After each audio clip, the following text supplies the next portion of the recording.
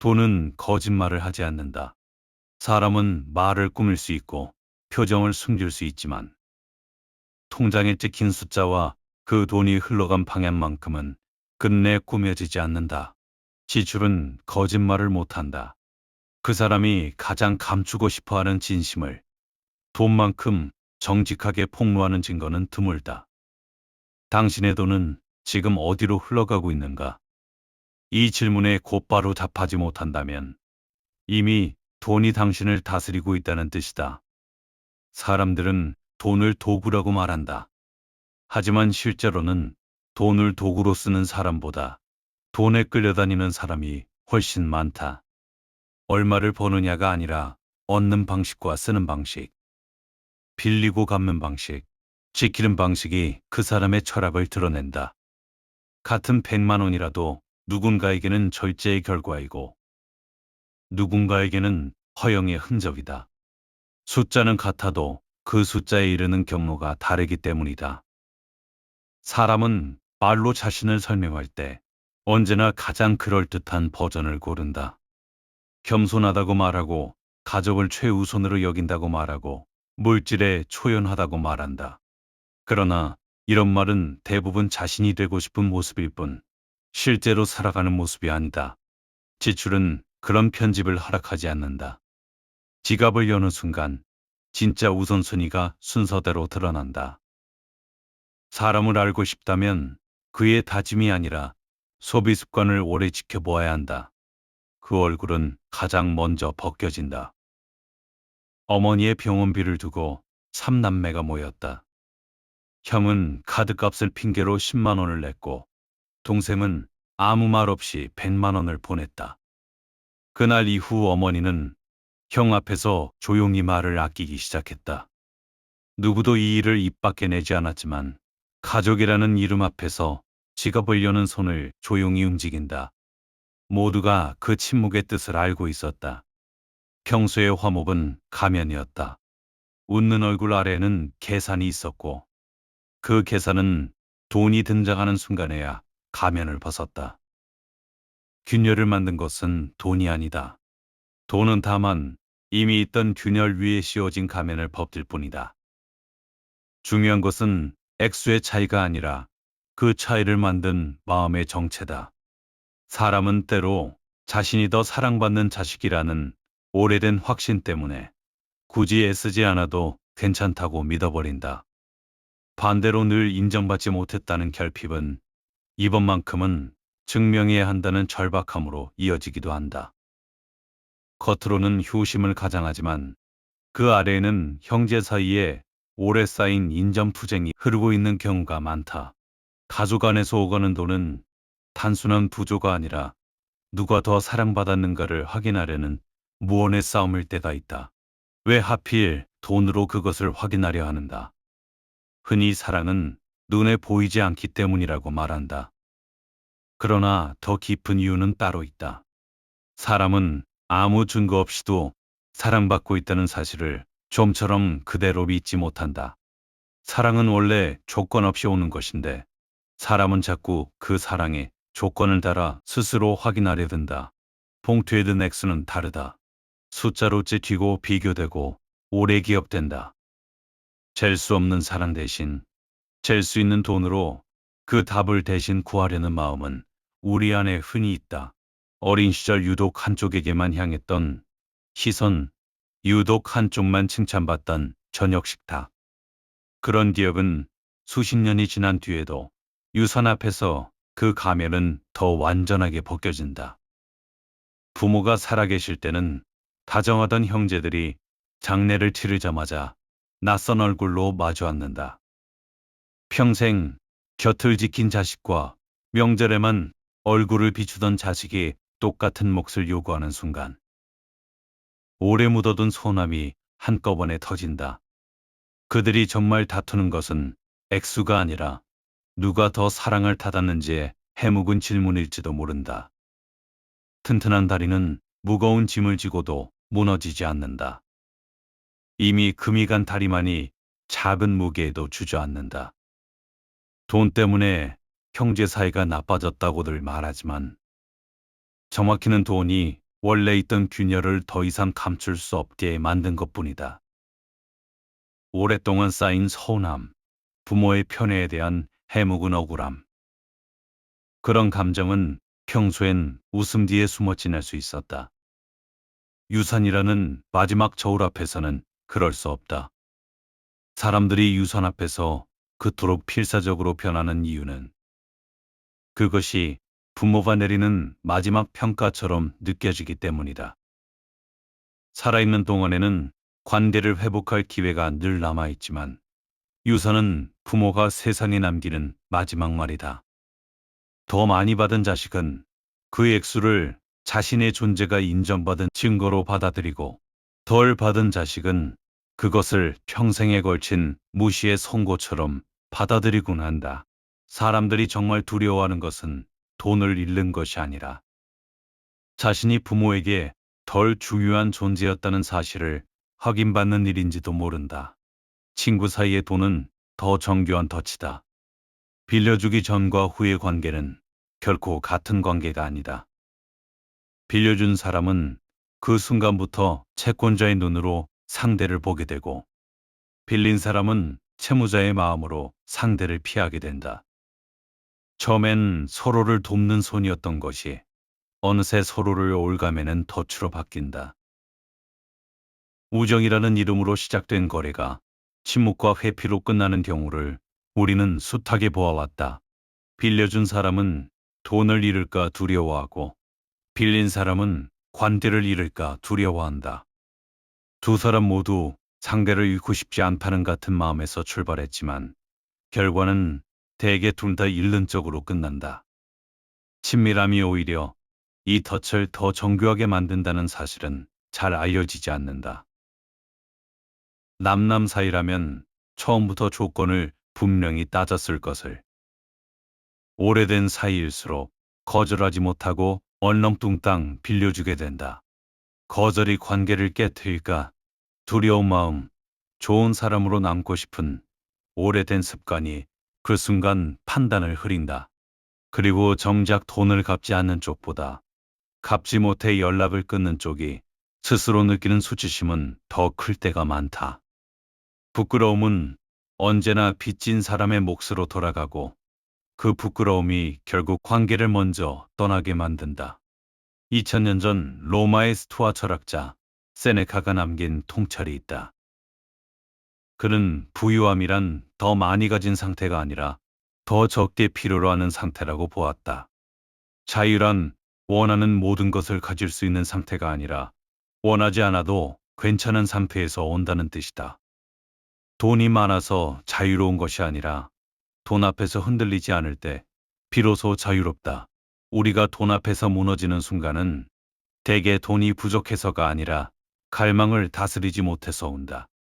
명품 앞에서 흔들리는 마음, 남의 새 차 앞에서 초라해지는 마음은 돈의 문제가 아니라 욕망의 문제다. 세네카라면 이렇게 되물었을 것이다.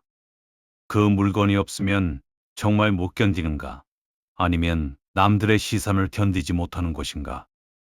이 질문이 낯설게 느껴지는 이유는 필요와 욕망을 구분하는 훈련을 받아본 적이 거의 없기 때문이다.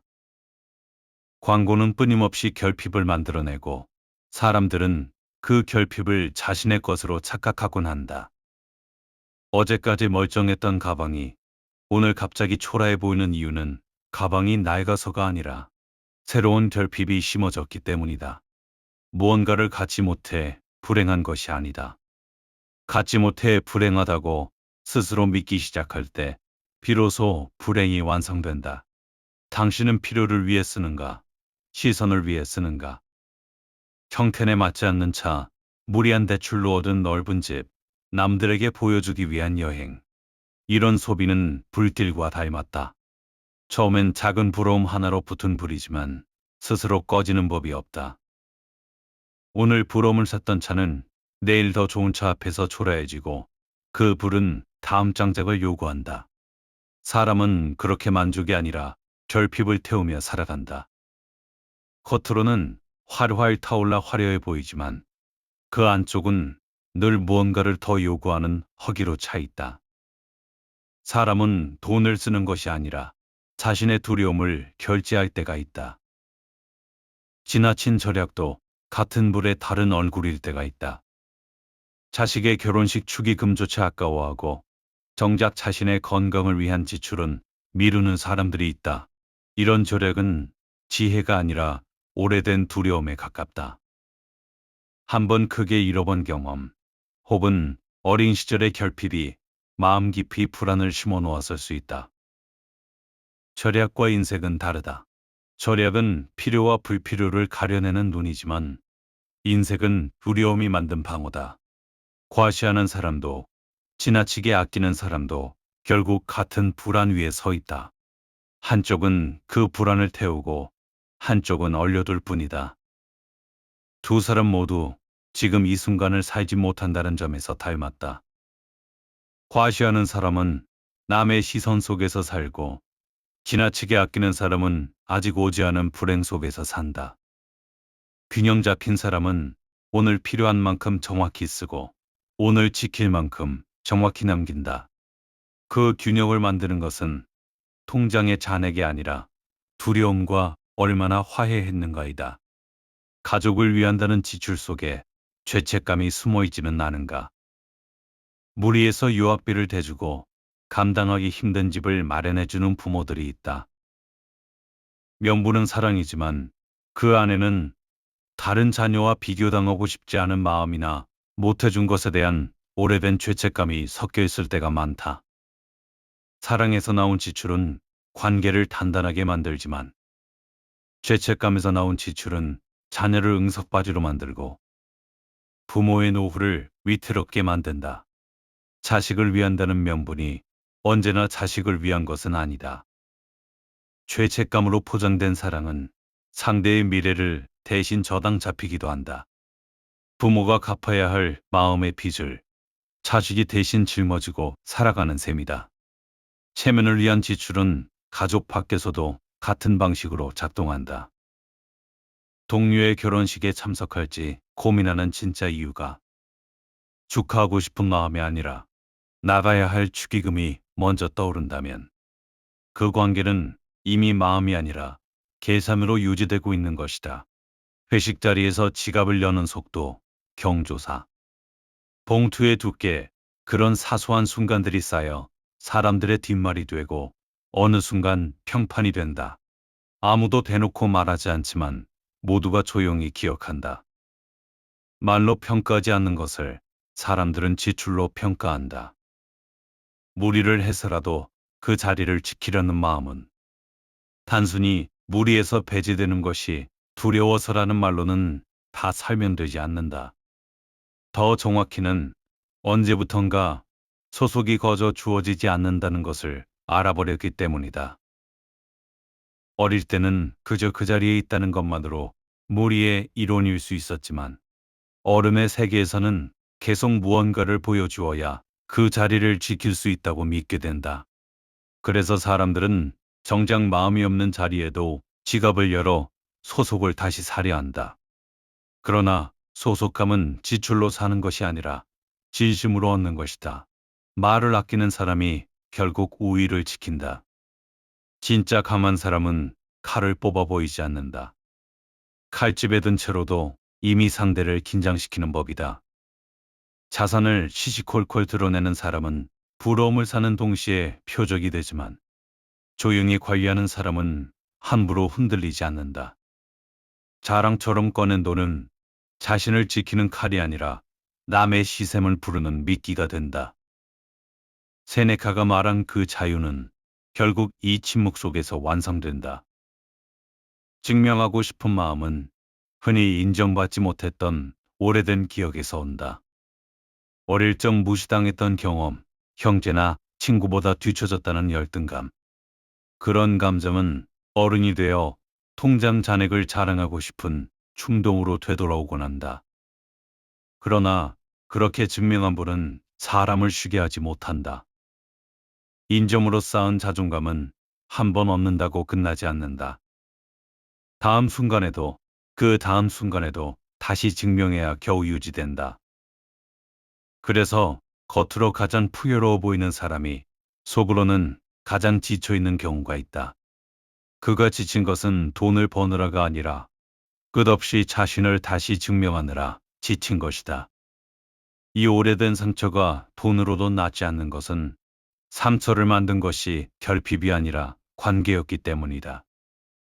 어린 시절 필요했던 것은 부모의 인정, 형제의 존중, 친구의 관심이었다. 어른이 된 지금 사람들은 그때 받지 못한 관계의 인정을 돈이라는 전혀 다른 통화로 되갚으려 한다. 서로 다른 통화는 아무리 환전해도 같은 가치가 되지 않는다. 통장은 아무리 채워도 그때의 그 아이를 위로하지 못한다. 바빠서 자주 찾아가지 못하는 부모에게 용돈을 넉넉히 보내는 것으로 죄책감을 씻어내려 한 적은 없는가? 자녀와 함께할 시간을 내지 못한 미안함을 값비싼 선물로 메우려 한 적은 없는가? 이런 순간 돈은 사랑의 증거가 아니라 사랑의 대체물이 된다. 대체물은 아무리 값이 비싸도 진짜를 대신하지 못한다. 명절마다 두툼한 봉투를 건네고 서둘러 자리를 뜨는 자식과 빈손으로 와서 하루 종일 곁을 지키는 자식 중 누가 더 많이 준 것인가? 이 습관이 좀처럼 끊기 어려운 이유는 단순한 편리함 때문이 아니다. 돈은 한 번 보내면 그 순간 빚이 청산된 것처럼 느껴진다. 함께하지 못한 시간은 다르다. 아무리 갚아도 완전히 청산되지 않는다. 그래서 사람은 완전히 갚을 수 있는 쪽을 선택하게 된다. 다 갚을 수 없는 빚 앞에서 사람은 갚을 수 있는 빚 쪽으로 도망친다. 부모를 향한 죄책감의 뿌리에는 흔히 자신이 좋은 자식이 아니라는 오래된 불안이 있다.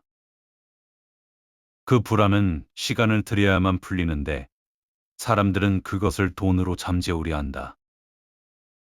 빚은 갚아도 이자가 붙듯 관계의 빚을 돈으로 갚으면 또 다른 부채로 돌아온다. 이 모든 장면을 관통하는 하나의 사실이 있다.